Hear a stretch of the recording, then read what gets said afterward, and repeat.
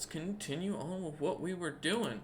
Um, we want to continue to get these little mountains to kind of color up, and you can kind of see how this map kind of starts to really build up from here. I think the color definitely gives you a nice little idea of what it's going to look like. Um, and we'll kind of go from there. I eventually will be kind of, once I finish the first book, which that's the goal. We'll start to explore the other continents a little bit more, but for the time being, I'm gonna be focusing a lot more on just trying to get this area done. So yeah, let's continue with our what was it, 50? I think we were at. Yeah, nah, a little bit lighter. Let's go down to like 40. There we go. So yeah, you'll kind of start to see how this will kind of develop the green color a lot. And the reason we do this is because, on geography maps, one of the things that a lot of people don't do, I think, and I really think is important, is noting the coloration for the fertility. Because remember, settlements are going to mostly focus on around areas with fresh water and with fertility to kind of help with everything. So you'll kind of see that more as a focus for a lot, in my opinion. And I don't think it's shown as well. I know it's really hard to track the fertility of an area, but I think it adds to a little bit of a geography map and makes it look a little bit more well colored, and it kind of explains a bit more why they would have it. In these times, a lot of people would be looking for fertile areas to grow their crops, as this is a Bronze Age time period, for those wondering. So, what I like to do, just like when I was designing the first one, I like to come in here and kind of just outline the reverse, because most of that is going to be where you're going to see a lot more fertile land, and you're going to start to notice that there's a little bit of a difference here because of this. So at this time period, both the continents were, or all three of these continents were still very fertile and had the capability to sustain crops, as you can kind of notice here. So, and we'll be kind of I'll show you also how I like to look at this. And the reason why I'm doing this way is because we'll kind of layer this, and it'll give a really nice colored effect to the maps, more plain look to it. So, and we want that because of the fact that it also tells our players, hey, here's where fertile land is if you decide you want to focus on a settlement. Which I think is very important. It also helps us when we're planting our trees and everything else, because we know that those are the areas that aren't nearly as fertile. So we'll kind of also, Control Z that. We're going to come in here with about 50% opacity. There we go. And we're going to kind of start to fill in the areas around it until everything kind of balances out and kind of touches onto each other. And then we'll do some cleanup at the very end. So you'll notice my lines aren't great here, and that's because I'm going to come back through with this afterwards and kind of make sure the colors blend a little bit better. But you can already kind of see the slight difference here. And how this kind of adds to the map. And you'll kind of see a lot more of that as time goes on. We're also going to be doing a lot more reverse, so don't worry. This is just the starting point. Because we realize a lot of water comes from snowmelt on mountains, so you'll a lot of times get lakes and stuff kind of forming near them. And you can also kind of see why I'm using the opacity brush here is because of the fact that it does kind of overwhelm that other green and it kind of layers over it. Now you can fix this by creating layers and so forth, but I'm not a Photoshop artist, therefore I will just kind of, go over this roughly, and then I'll come back through and clean it up with the darker green to fill its areas out a little bit better. But in these little spots, we're going to try our best to get them into the color we want. And now you can already kind of start to see how this really brings that map color out, which I think is extremely important when working on this stuff. because I think one of the night one. I mean, I'm a map guy. I play map games. That's all I kind of do. So I like a pretty colored map more than anything. So that's kind of my mentality with it. Let's come in here a little bit, bring in these softer colors. Um, well, like I said, we're gonna kind of color over this more softer green here later. And you'll see why. See how it kind of shows that this is, we want to bring this a little bit more out. And I don't want it to be perfectly lined, but we do want to make sure we keep um, the greenness here of these areas. Want to make sure that still holds to the best of its ability. Um, and then now with this opacity, you can kind of see how it cleans up the lines a bit more as it fills in those areas and makes sure they're a little more cleaner, which is why I'm doing it the way I'm doing it. Because I can come in here where I see little areas of white and areas that the green overlap too hard, and I can just kind of softly fix those lines. And it blends it just so much nicer. And now you can kind of see how this works. There we go. Now she's looking good. So yeah, using this darker opacity, we can kind of bring these lines to highlight a bit more. And it really brings out the color, I think, of the map when you use it like this. Let's finish up these areas, by the way. Over here. It's like watching map porn, though, in my opinion, when I do this. Because I love the look and the coloration of maps. So I always this is like the best part of any game for me is like what color are the maps going to be today. Let's make sure to get that greenness in there still. Also, we're going to be doing the greenness of the shores here in a minute. So now we add that in, and this time we're actually going to go with a harder brush. Because remember, this is all fresh water at this point. So this will be after the grand ritual will have hit. I guess technically in our timeline, that grand ritual would probably be more of the reason why this war starts. So let's just move it over for a second. We'll move you down for a minute. There we go. That's better. I think that would be... happens right before the... And we'll just... Not do that. Alright, there we go. Might cause some... Okay, so that's added. Back to what we were working on. Let's continue to kind of clean this up. And this kind of gives an idea of why the population was so much better off at this point and why my world was able to thrive and split. Now, salt is an extremely useful thing for those who don't know because it's a preservative, which if you're not familiar with preservative, being able to preserve food is pretty much one of the main values of growing a large civilization. Basically prosperity and civilization comes almost fully from the capability of having people. That's why immigration is actually very important because the idea in the economy is that you need to have people like this who are going to fill out the lower class than the middle class, which is supposed to be what we call the maintenance, the machinists, in terms of old at least. And then you need your upper class. That's how an economy is supposed to thrive.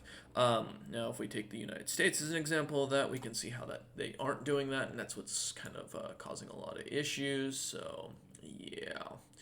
But something to kind of keep in mind. Also explains why a lot of these islands are going to be extremely fertile and why people would be willing to move to them. Because you got to realize, why would you give up fully good farming land like this?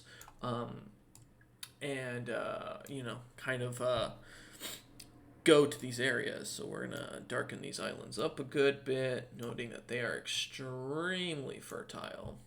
And then we're gonna continue on with what we were doing. So let's continue on with the 75%, which was what I was supposed to be using. That's not the 75% brush. God damn it. It's because I put this one. Yep, there we go. Now it's better. All right, let's redo all that now. But it's okay because we got to do the lines anyways. So, and then we'll come over into here. And again, I'm using that brush there. I should actually be using the opacity brush, so that's what we're gonna do here now. We're gonna fix these up a little bit more because they didn't get the right green coloration into them.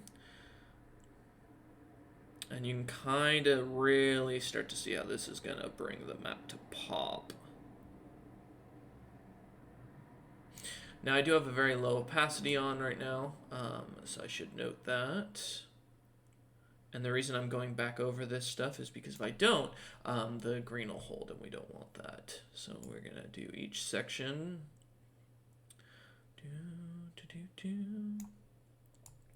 And we're just gonna kind of recreate a lot of this line work in here. Perfecto. And then let's go do this side now.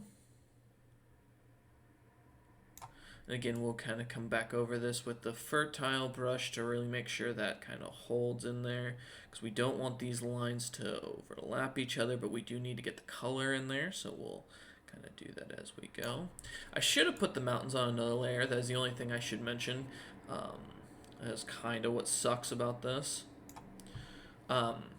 Also, kind of something I'll bring up as a side note for the world. I think that one of the big things is that younger Tarrasques being, or younger Great Tarrasques, ooh, not what I meant to do. We'll just go back over the mountains afterwards, it's fine. Because we're going to have to anyways, so, yeah, there we go. It'll just be easier if I color over them for now, so that's what we're going to do. What was I saying? Oh yeah, young Tarrasques have very fertile shells, as you can kind of tell. They are their body does produce a lot of minerals into the ground, which is something kind of cool. So kind of keep that in mind as you're looking this over in this world and everything like that. I don't know when this video will go out at this point because of the fact that like this is going to be part 67 and I haven't kept up with like what videos we're at this point. But you know, hey, that's fully okay by me. It makes it more of an interest in my opinion. Yeah, we want to get more of this like swampier color green in here. Let's continue, get the lines all cleaned up. Come on, boys. It's alright if you turn colors. I'm fully fine with it because I'm just going to come back in afterwards and change up your color. There we go. So now that's kind of coming together a bit more. Now we'll work on the 50% and we're going to layer that one as well. Again, using this opacity brush to try and clean up the colors. Makes it a little easier. And it kind of highlights a bit better. This will also give us our idea of how far away land has to be for it to turn to a desert.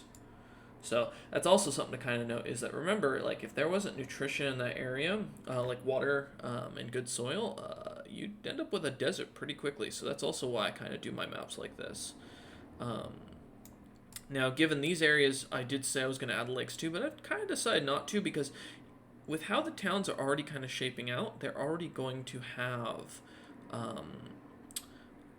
like fertile land around them. So it kind of already fits in as we're kind of going through. And I like how it looks more worn out this way as well. It adds to that feel that this is an older map that they're using. Because this would be a map that was created by someone who was basically off exploring. So, okay, let's keep this up. Want to kind of get all of this done. As you can kind of see, it's going to be peppered a bit more heavily in certain areas, so... Alright, let's come in here now. Get that in. Get ourselves in here. Yeah, you can already see how I'm kind of turning that to white. It's fully fine. We can deal with it later. But this does definitely make it feel like an older map, in my opinion, which I just love. With the kind of markings of what looks to be almost like an oil brush-esque um, design. And like I said, we're gonna come back through and color the mountains once we're done. Figure get the fertility done first, go from there. And we'll keep the episodes at roughly about 20 minutes is kind of the idea. All right, now we're going to do our 25%, which there's not going to be many areas like that left. But we do still have some areas around here that will have to get that in. Alright, so let's keep these lines kind of thicker. Now, technically what I did last time that I liked a little bit more than the way I'm doing it now, and I'm not going to change it now because we're so far in, but I used a larger brush each time as the fertility went down to kind of expand it out. And it kind of added a good bit to it, in my opinion. Which I liked, because it made, it kind of gave this very like tiered-esque design to the map, which is definitely helped. Alright, and then we're gonna come in here and just add this slightly less fertile area. Alright, let's come up here next and start working on these. And you can kind of start to see how this land was still pretty fertile up here. But we're going to have a large desert definitely in the center. So I'm going to kind of polish these little areas off because there's not much left. Which also means I'll be able to do a little bit more with those mountains in a bit. And now we're at desert tiles. So these would be the areas that are considered infertile, and we'll see a lot more hills in these areas. Which also, again, gives me a reason to kind of get these like areas kind of designed like they are. I am, however, going to do something that I said I wasn't going to do a moment ago, which is I am going to create a small-esque... Why are you way... Oh, it's just showing me the symbol. Lakes kind of around these parts. And the reason why is because of the mountain runoff. And that's going to change our paint a little bit here, which we already knew was going to happen anyways because I talked about that. We're going to kind of very much fertile that, and then we'll go on the outside of it. And kind of... I'm not using the 75. Here we go. There we go. And then from there, we'll do another 50, which kind of now you start to see overlaps causing very fertile areas to pop up, which then brings this... Wait, oh, oops. Oops. I need to make sure... There we go. And then we need to do... Okay, we are clicked this time. I was like, wait, hold up.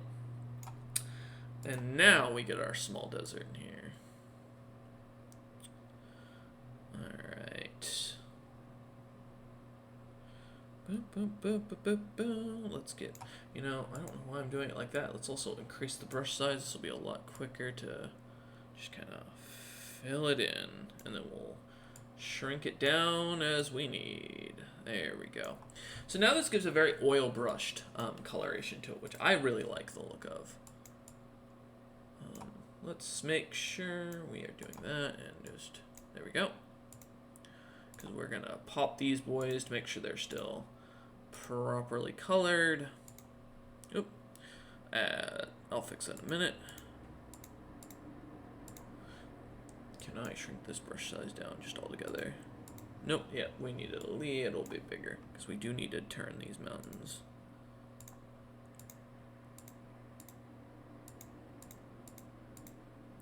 There we go, and boop. Let's get these. Now these puppies stick out a lot more cleanly. There we go. Alright, we got this bunch. There we go. Now let's do the top. Also, we've got a desert tad in up here, as you can kind of see in that little area up there. We'll fix that momentarily. I know it's about 20 minutes, but since we're almost done with the first chunk of the geography map, I'm going to just finish this up so you guys don't have to get a part 4.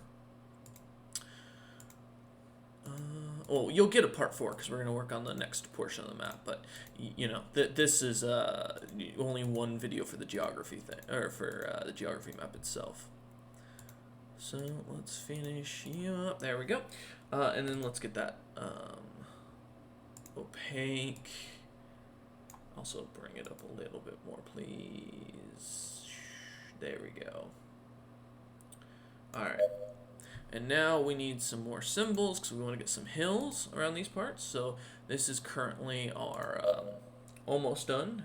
We want some rougher hills in these areas. Let's bring... Oh, that's a pretty small hill. Let's bring it up. Actually, let's make them... Ooh, nope. Yeah, little tiny mountains, like ranges. These ones are going to be a lot shorter. And we'll just kind of... It kind of shows like a nutrition-ish area that's problematic. You know, actually, I don't like the mountains. Those mountains. Let's go with, how big are these? Okay. Kind of adds a bit more of a unique look to this area. And then we'll add some foliage in there and all that here in a minute.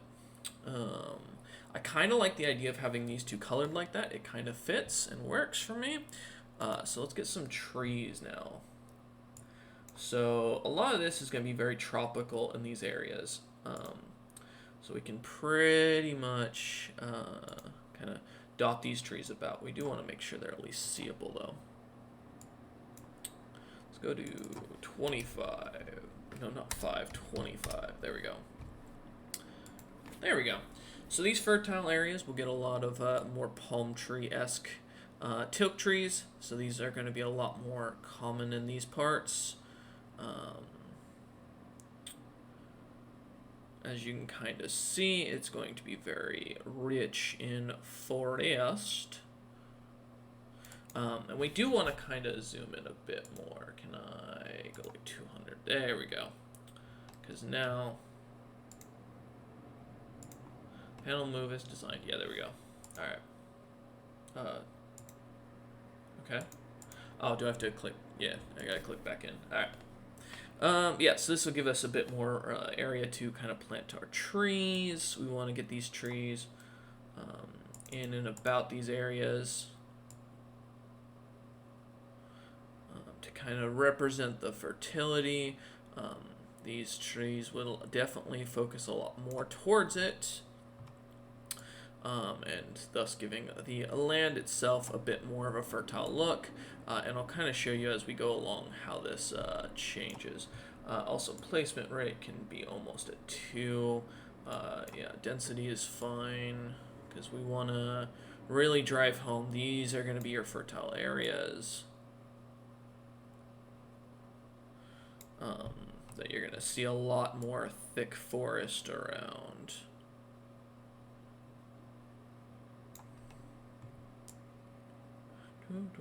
Yeah, there you go. Giving that. We want to kind of show how thick these trees really can get in these areas. Let's get this area done next. We're going to kind of work on one section of the map at a time here.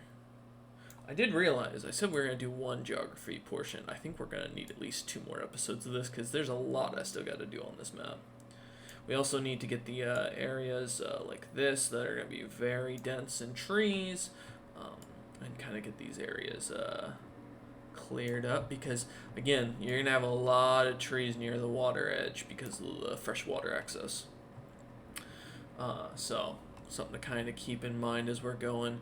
And we'll just kind of keep these lines kind of going in here. We want to get as much as we can. I don't know why you keep shrinking down. I don't mind it, don't get me wrong, because different size trees does definitely add to this map, but, you know, I want to make sure it looks alright. And we're going to put some white paint in there to make those mountains pop a little bit more. Or maybe some brown. I think brown would actually be a better color for that. Yeah. But yeah, if we work section by section, it makes this job a lot easier. Because then you don't have to, you know, worry as much here. We're going to put a very large population of trees around these parts. Get them on over here as well. Perfect. Let's give some brownish coloring. Do we have... Ooh, not that big, my man. I just need, like... Oh. There you go. They stand out a little bit too much. Let's add a new color. Let's go with you, but... What? No. With that. Please? Okay, there we go. Let's go with like a darker, slightly more brownish color. There we go. Yeah, that looks a bit better. I think it kind of adds a bit more to the coloration overall of these mountains. Makes them stick out a little bit more. Oh, come on. There we go.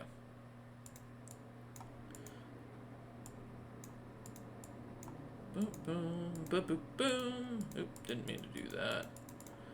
Some of these guys are a little bit of a rougher thing here. But it's been 26 minutes. I'll make this into another episode, and we'll see you guys then.